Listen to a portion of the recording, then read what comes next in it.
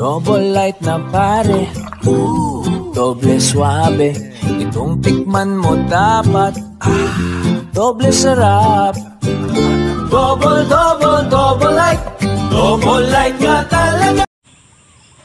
Yan mga ka-DL, na good morning, na panibagong araw, panibagong vlog na naman tayo. Mga ka-DL, nandito na tayo kala Father, na hinihintay na lang natin siya mga ka-DL, na para makalusong na tayo dun sa phase 2 para pipitas ng sitaw mga ka-DL. Yan, abang-abang na lang tayo dun sa phase 2 ni Father. Mga ka-DL, nandito na tayo sa farm nila kuya. Ayan si Father, kasama na natin. Hinihintay lang natin, tatanong natin yung yung spray ni Father kung patapos na sila. Gagamitin natin yung yung spray, makakapag-spray ng sitaw. Ayan sila. Mga ka-DL, nag-spray sila kuya, si Daddy Chichanong. Yan, nakalubog sa sa mga mais sila. Hindi mo na sila makakita sobrang taas ng mga ng mga mais nila. Galaw lang nung galaw lang ng dahon yung mga nakikita mga ka-DL. Nakalubog na sila.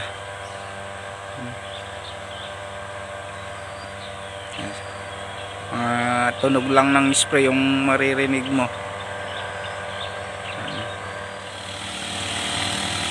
Si Daddy, si Chanong, si Kuya, yan.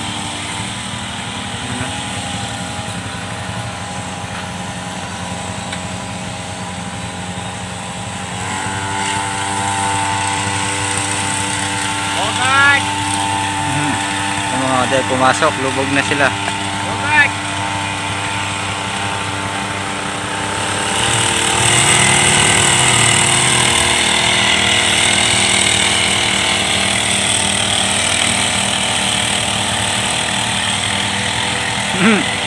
Lubog Parang taas ng mga mais.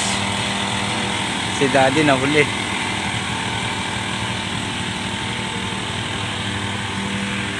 Ito si Daddy.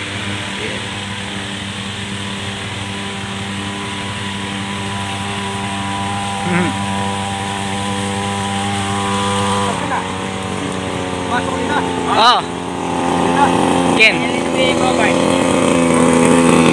Yang kay kakanyan.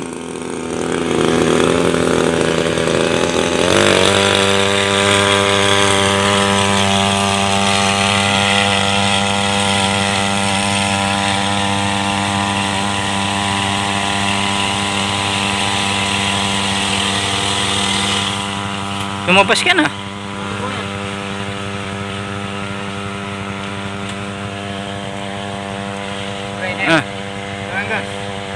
Atin nyo. Yung mga ka-DL, nandito na tayo sa farm ni Father. Ayan yung resulta. Pa masyado may lasoy kay. Pataba. Ay mga ka-DL, di pa nalasaw yung pataba.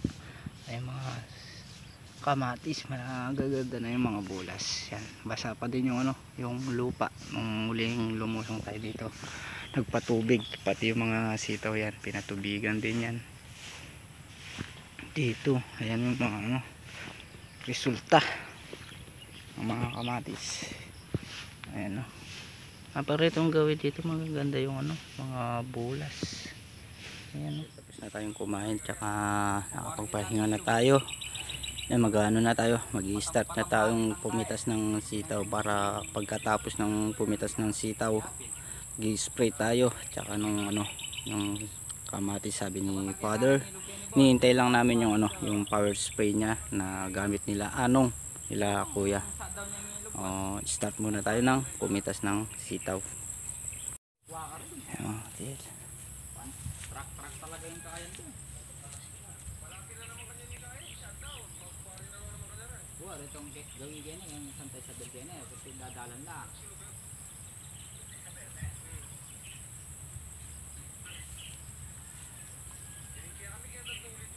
Yung apilan na rin. Na? Apilan na. Tatlo. Di ba? Wah. Pwede na. Nakaritak tamo. Nakakapanghinayang na naman sa mga balita sa yung presyo ng ng sitaw ngayon. ano na lang yung 100 na pieces, bali ano na lang siya, 15 pesos bawat isang tali, yung 100 mga ka-DL. Nagbaba na naman daw yung presyo ng ng sitaw. Yan, kakalungkot naman, 15 na lang, 15 pesos yung isang taling yung isang taling sitaw, yung 100 na lang 15. Yung ibang mga may gulay, yan, kawawa na naman yung mga ibang may gulay na nagpa-farmer. Sa presyo nga ng mga sitaw, yan, bumaba. Yung mga mga ka-DL, yung mga ginawa namin na binini father, yan na kinukuha na namin para matuyo na, para maibilad ni father. Yan, siguro ito yung mga pitas namin ngayon mga ka-DL, pati yung pwedeng na pitasin na, kinukuha na namin. Baka sa susunod na pitas bumaba na naman, baka maging 10 na lang. Kaya yung yung pwede nang kunin, kinukuha na namin para hindi masayang, para mahabol naman dun sa para mahabol sa 15 pesos yung mga ibang pwedeng pitasin. Baka sa susunod na nga sa pitas baka 10 na lang. Kaya inaano namin yung mga pitas ngayon na sinasagad na namin mga ka-DL, para mapakinabang namin yung yung mga bunga ng pwedeng pitasin na. Tara.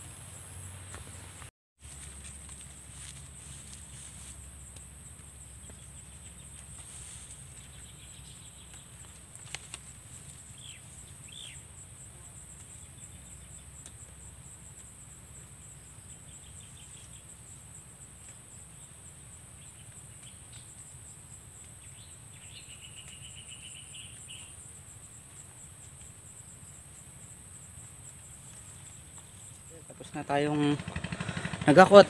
Ayan na si mga natin, mga napitas natin mga ka-DL. Yung mga ka-DL na kikita nyo lang na marami yan na pitas natin ngayon, kasama na dyan yung yung mga bini. Kinuha na namin ni father para mapatuyo sa araw yung yung mga bini, para naka-ready na lang yung mga natin, mga pabinhi. Ayan, tapos na si father, nag-iikot pa. Na lang ni father, sinecheck niya kung meron pang naiwan o wala na. Ayan yung mga napitas. Ayan mga ka-DL, na tapos na tayo pagpahinga na din tayo. Si father hanggang siya nagtatali ng sitaw para mahiwalay niya din yung mga bini. Tayo na tayo mga ka-DL, na mag-spray na tayo, para pagkatapos natin nag-spray, para natin si father, matulungan natin din magtali, kasi mag-spray tayo ng sitaw tsaka yung mga kamatis, para kaagad tayo makatapos mag-spray na tayo, para matulungan din natin si father na magtali rito sa sitaw. Okay, start tayo. Kalagunan ka malagman hindi ka nang tanong ko ito. Ha? Magkano yung kain? Patulang yan 6 na mga.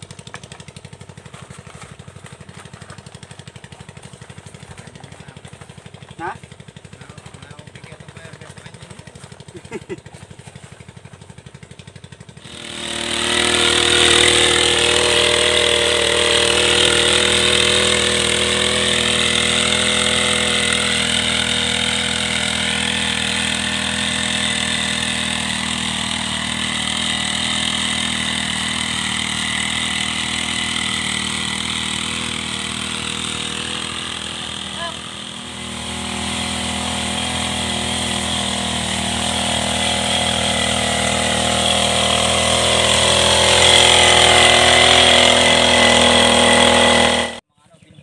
Ayan, no?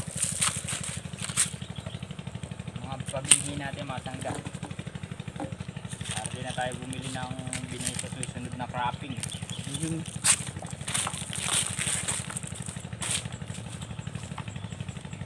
Magandang mga sangga, magandang quality yung nabili natin na sitaw, kaya kukuha tayong pabili dito. Yan nga doon rin Wah, pwede metong dito mo ka namin. Itong tawag kita malatiket ang kaya. kita mo itong panulo. Ano pa katutukan na eh.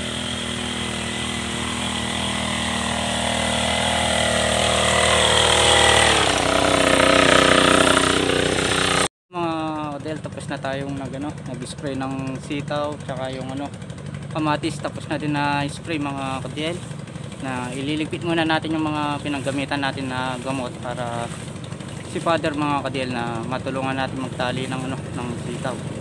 Kaya liligpit muna natin yung mga pinaggamitan natin mga Del. Tutulungan na natin si Father magtali. Daming bine ay mga Del, mga nakuha natin na bini rito sa sitawan. Ay magre-ready na tayo ng pabini. Tapos ayun yung mga good nakahiwalay na na lang natin yun, itatali na lang natin. Tulungan muna natin si Father.